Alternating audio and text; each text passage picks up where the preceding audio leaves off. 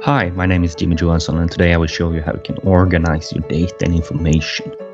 To create a new dashboard, expand the dashboard list and click the plus sign at the top toolbar. Enter a name for the dashboard and then click Create to generate your new empty dashboard.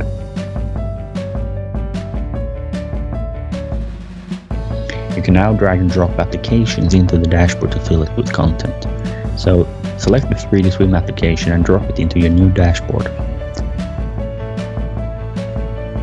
Then resize it so you can see the content within the application and select the community you want to display. You can also rename the tab to make it easy to understand that this tab in this dashboard displays the community. If you click at the upper right corner and select Preferences, you can select Current Preferences and save to ensure that this tab in this dashboard will always display this community.